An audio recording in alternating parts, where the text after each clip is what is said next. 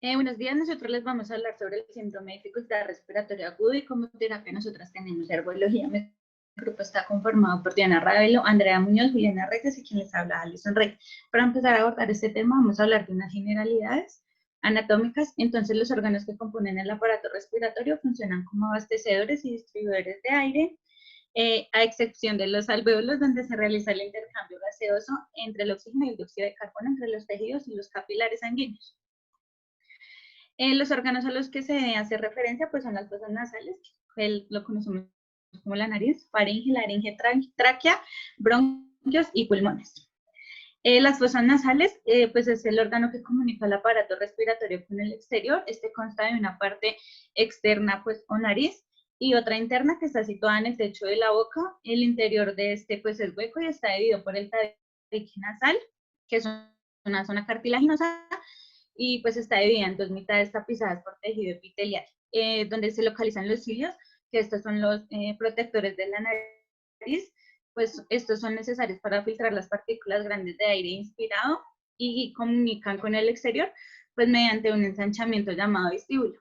En la parte lateral de cada fosa, pues hay tres cavidades que forman los cornetes, superior, medio e inferior, y entre ellos pues hay unos canales o unos meatos, y en el meato inferior pues abre el conducto lacrimonasal. Los senos paranasales, estos son unos espacios llenos de aire que drenan la nariz. Son 4: frontal, maxilar, etmoides y esfenoidales. Bueno, toda cavidad nasal pues desempeña un papel importante pues al acondicionamiento del aire inspirado, incluye el control de la temperatura y de la humedad, la eliminación de polvo y organismos infecciosos. Pues esto se hace pues gracias a los cilios y la secreción de pues moco.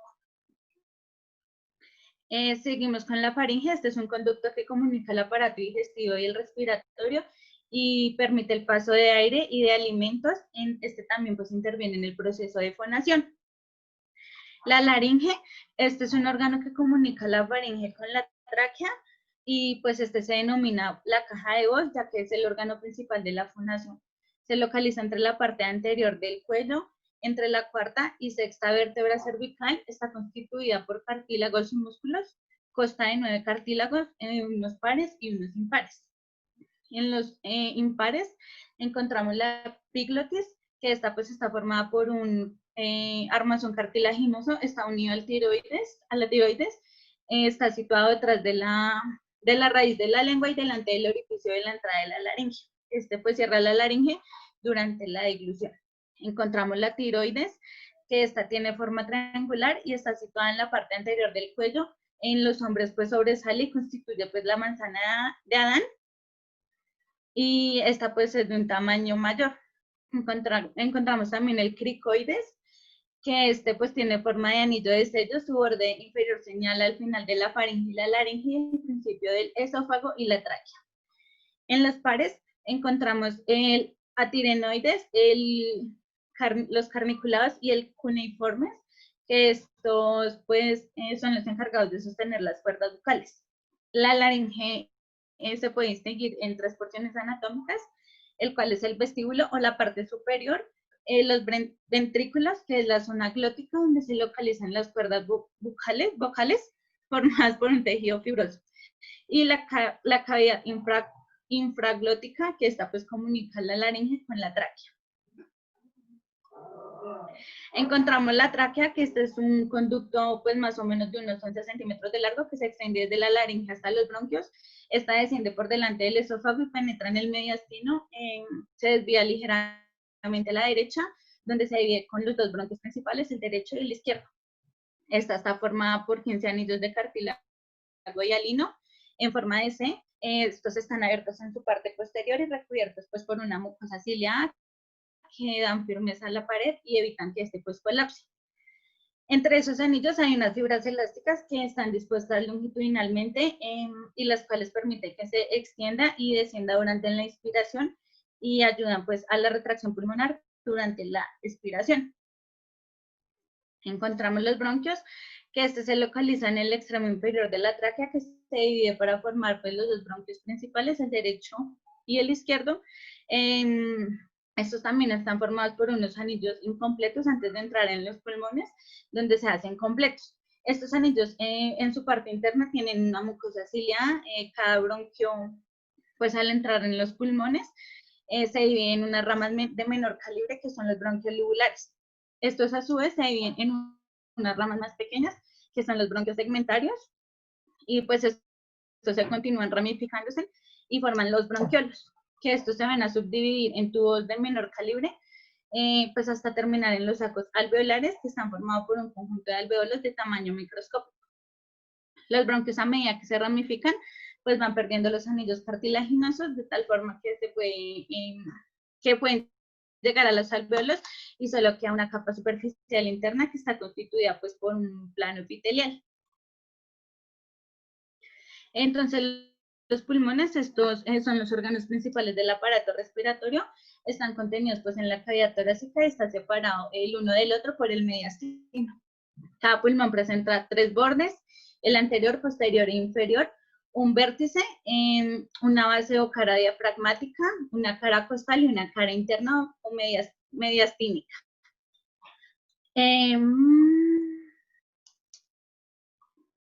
Vamos a hablar un poquito de la fisiología. Entonces, la respiración supone el transporte de oxígeno desde la atmósfera hasta los alveolos pulmonares y la eliminación de dióxido de carbono desde los alveolos hasta el exterior. Este proceso de intercambio gaseoso se realiza en varias fases: la ventilación pulmonar, el intercambio de gases, el transporte de gases en sangre y la regulación de la ventilación. El mecanismo de la ventilación pulmonar pues es un proceso mediante el cual el aire, debido a la diferente pues presión que existe dentro y afuera de los pulmones, se mueve hacia el interior y hacia el exterior de los mismos para mantener pues la concentración adecuada de oxígeno y de dióxido de carbono en los alveolos. Acá encontramos el proceso de inspiración y el de expiración. Entonces, en la inspiración, pues este es el proceso de entrada de aire hacia los pulmones cuando la presión pulmonar es menor que la presión atmosférica. Este se produce por la contracción del músculo diafragma y de los músculos intercostales. Bueno, cuando el diafragma se contrae, desciende hacia la cavidad abdominal, alargando el tórax. Encontramos la aspiración, que este pues es un proceso pasivo que se inicia cuando la presión pulmonar es mayor que la atmosférica, lo que da lugar pues a la expansión del aire hacia el exterior y conlleva una relajación de los músculos del tórax y una disminución del tamaño en los pulmones. En la ventilación pulmonar se intercambian una serie de volúmenes de aire, en los cuales encontramos pues el volumen de ventilación no basal, que este pues es el aire inspirado y expirado en cada respiración. Lo normal es de 0,5 litros.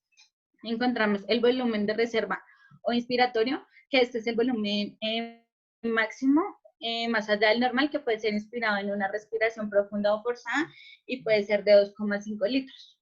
El volumen de reserva respiratorio, que es el volumen máximo que puede ser expirado después de una aspiración normal mediante una expiración forzada, y su valor pues es de 1,5 litros. El volumen residual, que es el volumen de aire que queda en los pulmones después de una respiración forzada, y es de 1,5 litros. El volumen respiratorio por minuto, que es la cantidad de aire que entra en los pulmones por minuto, y es de 6 litros. El espacio muerto, que es el aire que rellena las vías respiratorias con cada respiración, y este pues no colabora en el intercambio gaseoso, y su valor es de 0,15 litros. También hay unas capacidades pulmonares en las cuales encontramos la capacidad inspiratoria, que es la cantidad máxima de aire que una persona puede inspirar en una aspiración normal. Su valor normal es de 3 litros. La capacidad residual, que es la cantidad de aire que permanece en los pulmones después de una expiración normal. La capacidad pulmonar, que es el volumen máximo que los pulmones pueden alcanzar tras un esfuerzo inspiratorio, su valor es de 6 litros. Y la capacidad vital, que es la capacidad máxima de aire que una persona puede eliminar tras llenar los pulmones al máximo, su valor es de 4,5 litros. Bueno, encontramos también el intercambio de gases, que se realiza en los pulmones entre el aire que llega a los alvéolos y la sangre venosa de los capilares pulmonares a través de la membrana alveolo-capilar. La difusión de gases se realiza de forma pasiva en función de la presión parcial de oxígeno y de dióxido de carbono. Como la presión parcial de oxígeno es mayor, pues los alvéolos que están en los capilares pulmonares. El oxígeno pasa al interior de los capilares hasta que la presión parcial de oxígeno sea pues igual a en ambos lados de las membranas alveocapilares. La disminución de dióxido de carbono pues se realiza en sentido inverso al ser mayor la presión parcial de dióxido de carbono en los capilares que en los alvéolos, pasa por difusión hacia los alvéolos hasta que las presiones se igualan en ambos lados de la membrana alveolo-capilar.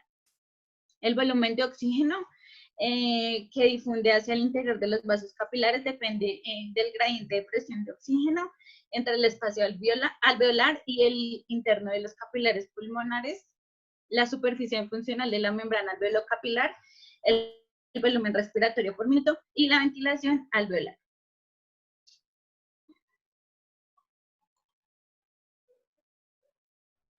Entonces, encontramos el transporte de gases en sangre. Una vez que los gases pues entran al torrente sanguíneo, se disuelven en plasma formando uniones químicas con componentes de la sangre. Aproximadamente el 97% de oxígeno se transporta unido a la hemoglobina. Este constituye la oxihemoglobina. Una molécula de hemoglobina puede unirse con 4 moléculas de oxígeno y el 3% de oxígeno restante se transporta disuelto en plasma. Encontramos el control de la respiración. En condiciones normales, la respiración está regulada por estímulos químicos, de tal forma que la ventilación se ve afectada por las variaciones en las concentraciones sanguíneas de dióxido de carbono y de oxígeno e hidrogeniones. El centro respiratorio es localizado en la protuberancia cerebral, pues controla las neuronas del bulbo raquídeo. Para que la ventilación pues se produzca de forma rítmica, este centro se activa al aumentar la presión parcial de dióxido de carbono en la sangre arterial. También colabora en el proceso respiratorio, las terminaciones nerviosas o los receptores de los alvéolos. Continuamos con el síndrome de dificultad respiratoria aguda. Esta es una condición que involucra el parénquima pulmonar, donde hay una rápida y progresiva alteración en la permeabilidad del conjunto alveolo capilar, con un aumento progresivo de la hipoxemia e hipercapnia. Se produce un exudado proteínico y se agrega la formación de una membrana hialina. Se define como un síndrome de dificultad respiratoria leve cuando la presión arterial de oxígeno y la fracción inspirada de oxígeno es menor a 300, con al menos una presión positiva al final de cada respiración de 5 centímetros de agua. Moderada cuando la presión arterial de oxígeno y la fracción inspirada de oxígeno es menor a 200, y grave cuando la presión arterial de oxígeno y la fracción inspirada de oxígeno es menor a 100. Lo esperable en un pulmón sano es una relación de presión arterial de oxígeno y una fracción inspirada de oxígeno mayor a 400. En la fisiopatología vamos a ver que el síndrome de dificultad respiratoria aguda es provocado por una cascada de eventos inflamatorios debido a la respuesta anticorporal del organismo, la cual provoca una reacción inflamatoria que en el caso de los pacientes con síndrome de dificultad respiratoria aguda se sale de control. Esta cascada de inflamación aguda se ha dividido en 3 fases: en la fase de iniciación, amplificación y lesión. En la primera fase, en la fase 1, vamos a ver que los linfocitos y los macrófagos estimulados activan los neutrófilos, los cuales migran desde el intersticio hacia el lumen alveolar, pasando a través de la membrana basal epitelial y liberan factores inflamatorios como el factor de necrosis tumoral. En la fase 2, vamos a ver que en esta fase los neutrófilos activados por los linfocitos T y B presentes en los alveolos y también por la interleuquina 8 de los monocitos liberan el factor antiagregante plaquetario. Hay una autoactivación y reclutamiento de otros neutrófilos por los mismos factores quimiotácticos. En la fase 3, vamos a ver que comienza el daño oxidativo provocado por los radicales libres y se degrada el líquido surfactante debido también a la acción de las proteasas producidas por los neutrófilos activados. En el tratamiento de este síndrome, el primer paso en el tratamiento del síndrome de dificultad respiratoria aguda es la identificación y el tratamiento agresivo de la causa precipitante del factor de riesgo. el manejo ventilatorio y otras medidas de soporte vital que otorgan tiempo mientras dicho tratamiento actúa.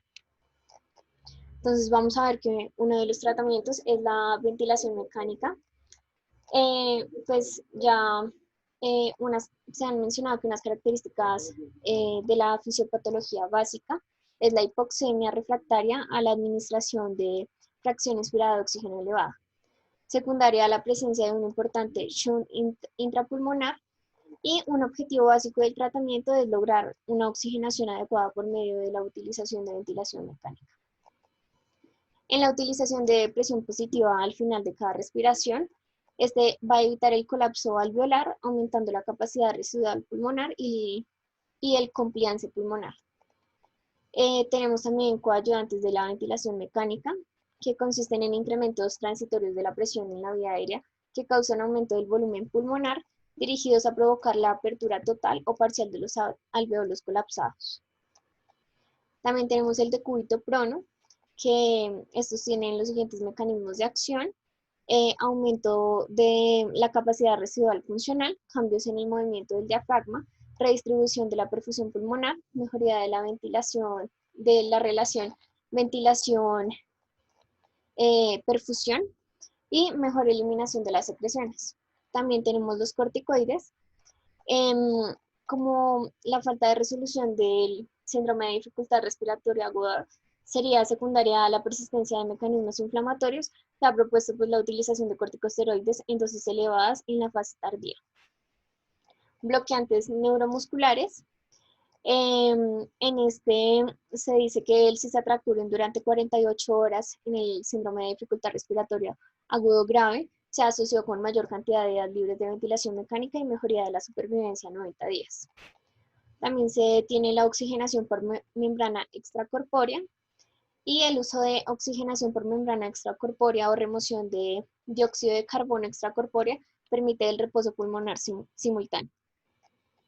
También tenemos la restricción de fluidos. En el síndrome de dificultad respiratoria agudo del edema pulmonar ocurre por aumento de la permeabilidad capilar, pero el aumento de la presión hidrostática puede potenciar dicho mecanismo. Bueno, buenos días chicos. El día de hoy les voy a explicar un poco acerca del caso clínico enfocado en terapia alternativa. En este caso no vamos a hacer una valoración por dominios, sino que vamos a hacer una valoración con enfoque en medicina tradicional china.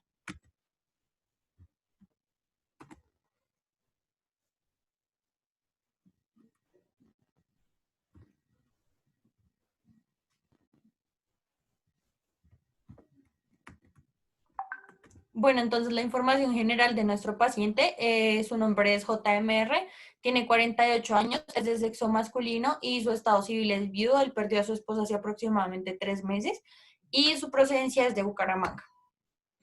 Él tiene un antecedente de tabaquismo desde hace 20 años que pues ya recientemente había dejado. Él acude al servicio de urgencias por presentar diaforesis y fiebre de 39 grados centígrados.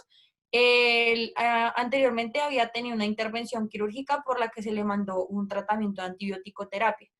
A su llegada notaron un aumento del trabajo respiratorio y de saturación periférica del 75% al aire ambiente. También se observa que el paciente presenta disnea, cianosis peribucal, taquipnea, expectoración purulenta, fatiga y el paciente también presenta un pulso profundo, débil y rápido.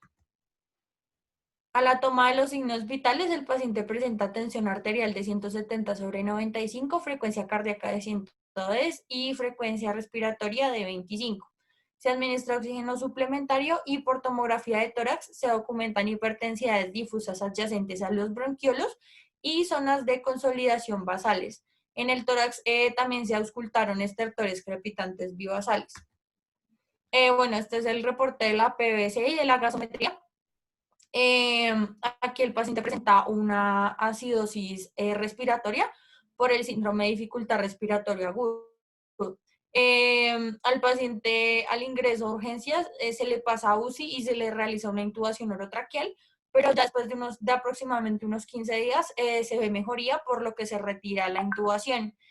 Además de esto, pues también se le da de alta y se le recomienda utilizar oxígeno suplementario. Y además de esto también se le recomienda utilizar terapia alternativa, en este caso va a ser la herbología, como un coadyuvante del tratamiento farmacológico. Bueno, entonces la valoración física enfocada a la medicina tradicional china. Acá están los datos básicos del paciente, los que les había explicado anteriormente. Su motivo de consulta es el síndrome de dificultad respiratoria agudo. Y el tratamiento actual es un oxígeno suplementario. Se le pregunta a qué le atribuye la enfermedad actual. Él refiere que es al estilo de vida que tiene, pues por el tabaquismo. En antecedentes personales y familiares, en médicos el paciente ya había tenido una trombosis venosa profunda en miembro pélvico izquierdo, hernias discales a nivel de L4, L5. La intervención quirúrgica que les había explicado anteriormente era una laminectomía para corregir la hernia discal, y es por esto que él ingresa al servicio de urgencias pues, por el tratamiento de la antibiótico-terapia. En enfermedades familiares, él también refiere que los familiares sufrían de trombosis venosa profunda. Y en los exámenes paraclínicos, pues la tomografía de tórax con hiperdensidades difusas adyacentes a bronquiolos y las zonas de consolidación basales. Entonces, con respecto a la anamnesis próxima, que es la revisión por sistema según la medicina tradicional china, se pregunta a qué el paciente es más afín y qué sintomatología presenta. Entonces, en este caso, el paciente refería preferir el frío, refería presentar la fiebre de 39 grados centígrados por la que ingresó al servicio de urgencias. Además de esto, el paciente también se encontraba diaforético. En cabeza y cuerpo presenta diaforesis y cianosis peribucal. En el tórax y en el abdomen presentaba tiraje intercostal y disnea. Con respecto a la alimentación, el apetito y el gusto, el paciente presenta pérdida de apetito y tiene afinidad por los líquidos fríos. Los sabores más afines a él son el dulce y el picante. La orina de color normal, en piel, uñas y cabello. La piel se encuentra diaforética y pegajosa con uñas amarillas y quebradizas. Las heces se encuentran duras y compactas. Se le pregunta al paciente si ha presentado sordera y acúfenos. El paciente refiere no escuchar bien por el oído derecho desde hace aproximadamente 3 meses, una vez perdió a la esposa. También refiere presentar como afinidad por los líquidos fríos y dulces. También presenta dificultad para conciliar el sueño. Entonces, con respecto a las características del dolor, su dolor disminuye con el frío, se agrava al tacto o a la presión, aumenta al comer, aumenta en clima húmedo y se presenta de un lado a otro, y además de eso el paciente también presenta cansancio. El dolor se encuentra en la zona lumbar del paciente, pues por la anterior laminectomía. Con respecto al familiograma, el paciente tenía una relación muy unida con su esposa, pues como ya mencionado anteriormente, que ella falleció y ellos nunca tuvieron hijos. Bueno, el diagnóstico a partir de la sintomatología de la valoración física fue una deficiencia de yin de pulmón. Como tratamiento vamos a utilizar terapia de herbología, la cual es la práctica de recolectar y utilizar las hierbas para un uso medicinal en el tratamiento de la prevención de una enfermedad diagnosticada. Esta se concentra en trabajar con las plantas medicinales para dejarlas listas a la utilización, siendo una precursora de la farmacología moderna. La medicina herbolaria se define como un producto derivado de la planta, el cual es utilizado con fines terapéuticos. Bueno, de acuerdo con el diagnóstico, vamos a realizar un tratamiento intrahospitalario y extrahospitalario. Como tratamiento intrahospitalario encontramos la esencia de eucalipto. Esta es un estimulante astringente que se establece y tiene un movimiento dispersante. Su dosificación va a ser de 3 a 5 gotas en el pecho 3 veces al día. El aceite se va a aplicar en el pecho realizando masajes de manera suave y circular. Como otro encontramos el tomillo. Este se aplicará un tónico en el pecho de la persona de forma pareja. Se caracteriza por ser un tónico antibiótico natural que facilita la eliminación del virus y bacterias. Tonifica y calienta los pulmones, licúa y expulsa las flemas y mejora la tos, desinflamando los bronquios y mejorando la respiración. Como tercero encontramos la esencia de hierbabuena. Esta relaja y estimula. La dosificación será de 3 a 5 gotas 3 veces al día en el pecho. Esta febrífuga sudorífica y dispersa el viento externo calor en los pulmones con fiebre y en los pulmones disminuye las fiebres y generalmente disminuye la disnea. También encontramos el ungüento, que es la unión de tres o cuatro plantas. En este caso utilizaremos hierbabuena, eucalipto y tomillo. Este ungüento será preparado de la siguiente forma. Digamos, utilizaremos 2 hojas de eucalipto, 6 cucharadas de aceite de oliva extra virgen, 2 hojas secas de menta, 10 cucharadas de miel de abeja y 2 cucharaditas de aceite de esencia de menta, eucalipto y tomillo. Prepararemos el ungüento utilizando el aceite y agregando las hojas secas de menta y eucalipto, dejándolo reposar por unos minutos en baño María junto a la cera de abeja. Cuando se note que esté fundido completamente los ingredientes, será retirarlo y dejarlo que se enfríe un poco. Agregaremos luego las esencias y removeremos las hojas que estén sobrando.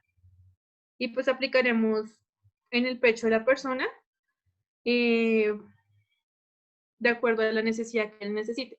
Entonces realizaremos suaves masajes en el pecho, espalda y plantas de los pies.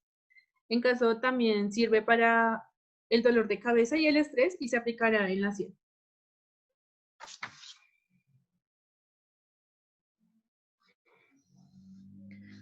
Bueno, como tratamiento hospitalario, extrahospitalario encontramos que el paciente debe comenzar a realizar una alimentación con maní, que humedece el pulmón. También encontraremos que el maíz, ya que se fortalece y regula el centro de los pulmones. Encontramos también la uva y la nuez, que fortalecen el pulmón y calman la tos. Para continuar, realizaremos que el paciente evite el consumo de algunos alimentos, como lo son los alimentos picantes y muy calientes. Entonces evitaremos que el paciente consuma chile, curry o pimentón.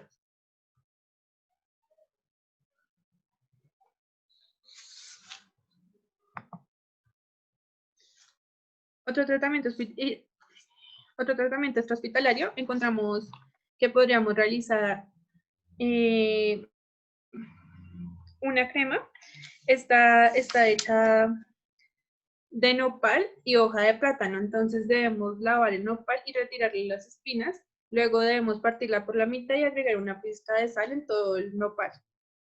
Con una hoja de plátano vamos a envolverlo como especie de tamal y lo vamos a dejar con polvo de canela durante un tiempo de media hora y lo colocaremos en un envase. Este uso se debe colocar en el pecho y debe durar media hora, o también se debe aplicar en la espalda. Este funciona para la dolencia de los pulmones y alivia las vías respiratorias.